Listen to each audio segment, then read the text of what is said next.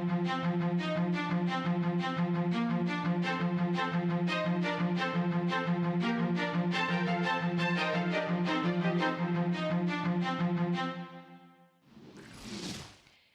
de la tarde en punto, bienvenidos a este corte informativo. Citlali Pérez y Nidia Díaz en la interpretación en lengua de señas mexicana.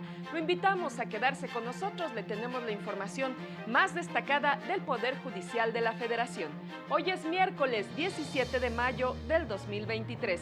Comenzamos.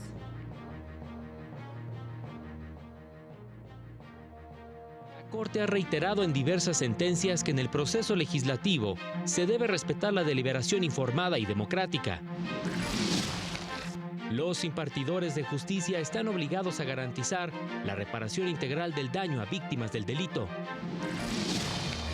El 42% de las personas privadas de la libertad se encuentran a la espera de que se les dicte sentencia.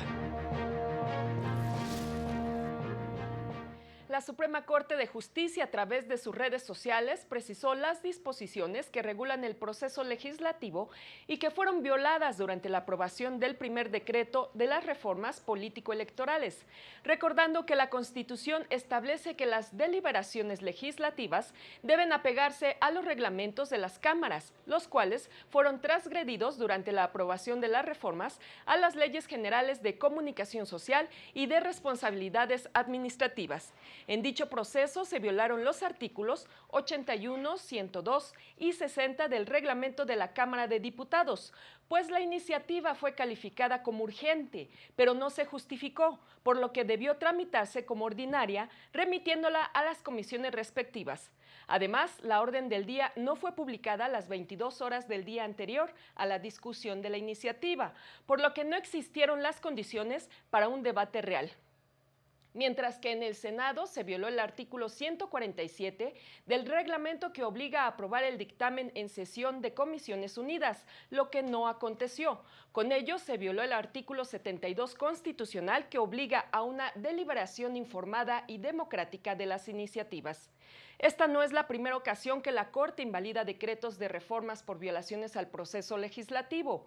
Por esta misma razón invalidó en agosto de 2022 el decreto de reformas a la Ley Federal de Telecomunicaciones y Radiodifusión que obligaba a los concesionarios a distinguir entre información y opinión. Y en 2020, por la misma causa, invalidó el decreto que creaba el sistema anticorrupción de la Ciudad de México, entre otros. El cuarto tribunal colegiado en materia penal del Segundo Circuito estableció que la correcta interpretación del artículo 30 del Código Penal del Estado de México lleva a establecer que la indemnización de 2.190 unidades de medida y su actualización solo aplica para reparar el daño moral. En consecuencia, para cuantificar la reparación del daño material, debe acudirse a lo que la doctrina de la Suprema Corte ha denominado reparación integral del daño, misma que establece que la reparación del daño material penal tiene una comprensión dual, pues por un lado satisface una función social en su carácter de pena y una privada, que busca resarcir la afectación ocasionada a la víctima u ofendido del delito. Esta indemnización, prevista en el Código Penal del Estado de México, se estableció para compensar el daño moral por el delito de homicidio, dejando de lado la relativa al daño material, contemplada en el artículo 500 de la Ley Federal del Trabajo, que establece 2 meses de salario mínimo para gastos funerarios, misma que al no contemplar el legislador mexiquense, se debe tomar en cuenta la doctrina de la Corte en materia de reparación integral. Y en más noticias, trabajadoras de órganos jurisdiccionales federales radicadas en el estado de Aguascalientes solicitaron a las autoridades establecer mecanismos que les permitan compaginar sus tareas de cuidado con sus labores profesionales y de desarrollo profesional. Para ello solicitan precisar las reglas de uso de las áreas de lactancia, horarios flexibles para acompañar a sus hijos en las actividades educativas y apoyo de cuidado para poder desarrollarse profesionalmente. Todo ello sin descuidar las tareas que tienen encomendadas para el adecuado desarrollo de la función jurisdiccional.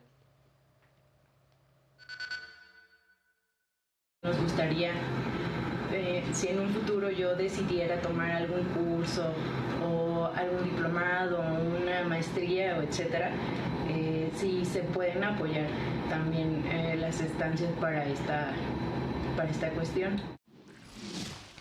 Pues yo creo lo primordial sería darles la oportunidad de salir o de ausentarse o inclusive pedir el permiso y pedir el permiso y facilitárselo para poderse salir. Hubiera más empatía y un poquito más de consideración en las mujeres embarazadas, porque yo creo que nada más la mujer que vive esta experiencia es la que sabe lo que tiene que estar batallando o las complicaciones que puede haber. Y en otras noticias, de acuerdo con datos de la Defensoría Pública Federal, en México existen 226.111 personas privadas de la libertad en 288 centros penitenciarios estatales y federales, de los cuales 131 presentan problemas de sobrepoblación. Asimismo, el 42% de las personas privadas de la libertad se encuentran en prisión sin que hayan sido sentenciadas. De acuerdo con el marco normativo, una persona no puede estar en prisión preventiva por más de 2 años, a menos que su prolongación sea consecuencia del ejercicio del derecho de defensa de la persona imputada. De las personas en prisión, 12.824 son mujeres y 213.287 son hombres. En el caso de las mujeres, 1 de cada 2 se encuentran en prisión preventiva, y en el caso del Ceferezo 16, ubicado en Morelos, el único reclusorio exclusivo para mujeres, el 86% de las internas tiene más de 1 año en espera de una sentencia.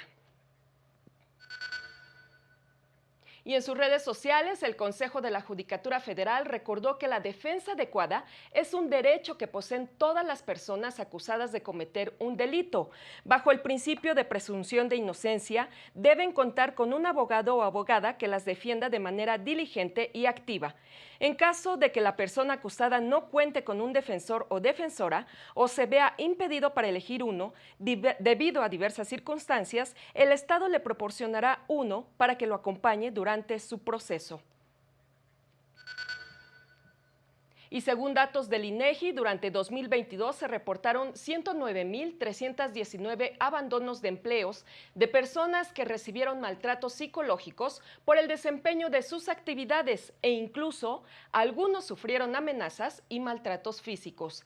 Este tipo de casos, cuando llegan a tribunales, deben atenderse con perspectiva de género, pues la violencia en el trabajo es una de las principales causas de abandono laboral, aseguró el magistrado Serafín Sebastián Jiménez del Tribunal Colegiado en Materia de Trabajo del 16º Circuito. Agregó que la violencia laboral se define en la Ley de las Mujeres a una vida libre de violencia, misma que se puede ejercer por el superior jerárquico o por algún compañero de trabajo. Y consiste en un acto o omisión en abuso de poder que daña la autoestima, la salud, la integridad, la libertad y la seguridad de la víctima, e impide su desarrollo y atenta contra la seguridad. La violencia laboral, de acuerdo con la Ley Federal del Trabajo, se sanciona con una multa que va de las 250 a las 5,000 unidades de medida y su actualización. Y el Consejo de la Judicatura y la Escuela Federal de Formación Judicial invitan al curso Fundamentos del Derecho de Contratos, tercera edición, dirigido al personal del Poder Judicial Federal interesado en actualizar conocimientos en el derecho de contratos a través de los diversos problemas que se han generado en la dogmática civil y en el contexto de la jurisprudencia. Se llevará a cabo del 30 de mayo al 16 de agosto en modalidad virtual. Para mayores informes, visitar la página escuelajudicial.cjf.gov.mx. El cupo es limitado. Es momento de una pausa, no se vaya porque tenemos más en este corte informativo.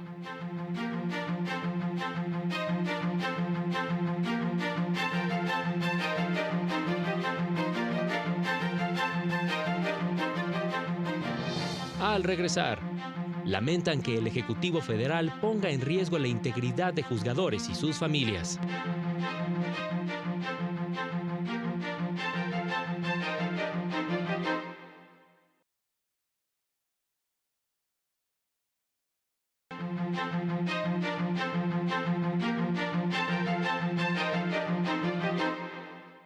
2 de la tarde con 10 minutos, que no se le haga tarde. Nosotros continuamos con más noticias. La Sala Regional Jalapa del Tribunal Electoral del Poder Judicial de la Federación revocó la sentencia del Tribunal Electoral de Oaxaca que impedía a la organización Juntos Avanzamos AC constituirse como partido político local al considerar que la solicitud se presentó de manera extemporánea.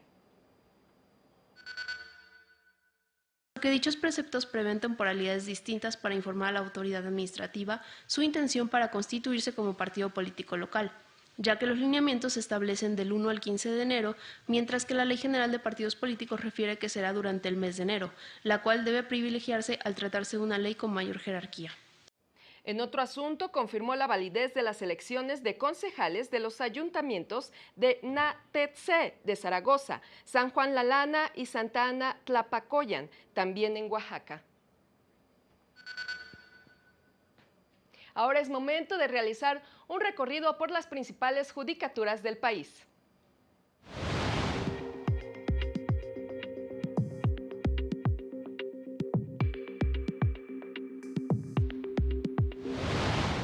Gracias a la implementación de la reforma penal en Michoacán, la impartición de justicia tuvo una profunda transformación, pues el nuevo sistema privilegia la oralidad, inmediación y debido proceso, aseguraron operadores del sistema. Representantes del Supremo Tribunal de Justicia de Jalisco y del INEGI se reunieron para conocer el proceso del Censo Nacional de Impartición de Justicia 2023, que tendrá como objetivo difundir información estadística sobre el desempeño de los poderes judiciales locales. El Consejo de la Judicatura de Tamaulipas publicó un acuerdo general en el que reitera a las y los jueces en materia familiar que deben informar del incumplimiento de las obligaciones alimentarias y ordenar la inscripción en el registro de deudores alimentarios morosos a los infractores. El Poder Judicial de Quintana Roo inició operaciones del sistema de tribunal electrónico, con el que pretende facilitar el acceso a los expedientes que se gestionan en salas y juzgados, lo que permitirá ahorrar tiempo y avanzar hacia una justicia digital.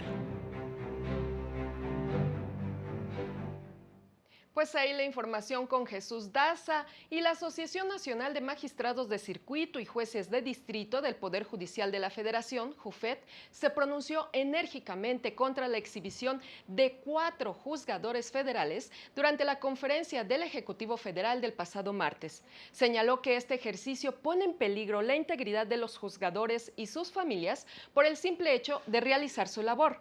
Reiteró su respaldo a los jueces federales, en particular a los del Circuito Tercero en Jalisco y 19º en Tamaulipas, para emitir sus sentencias con independencia de cualquier presión, ya sea de autoridad federal o local. Diputadas federales denunciaron que el despido por embarazo en México representa una de las formas más comunes de discriminación contra las mujeres en el ámbito laboral. Cada año se registran en promedio más de 60 denuncias ante instancias de conciliación y arbitraje. Las legisladoras denunciaron que esta violencia de género trae otro tipo de consecuencias, como dejar sin servicios de salud a la afectada. También la discriminación laboral por embarazo ocurre cuando una mujer es despedida o separada del cargo, sin goce de sueldo. Este sin duda es una realidad que debemos cambiar, porque cuando una mujer pierde su empleo, también pierde un derecho primordial, que es el de la seguridad social. Y en información internacional, Guillermo Lasso, presidente de Ecuador, decretó esta mañana la disolución del Congreso y convocó a elecciones anticipadas. He decidido aplicar el artículo 148 de la Constitución de la República, que me otorga la facultad de disolver la Asamblea Nacional por grave crisis política y conmoción interna. Al firmar el decreto 741, puso fin al juicio político por el que se le acusaba de malversación de fondos. Los asambleístas que deberían retomar el proceso contra el presidente este miércoles fueron desalojados de la sede del Parlamento por las Fuerzas Armadas. Mientras tanto, las Fuerzas Armadas afirmaron que respetan y actúan conforme a lo dispuesto por la Constitución. La posición de la Asamblea Nacional de enjuiciar políticamente al primer mandatario tiene base en una disposición de la Carta Fundamental.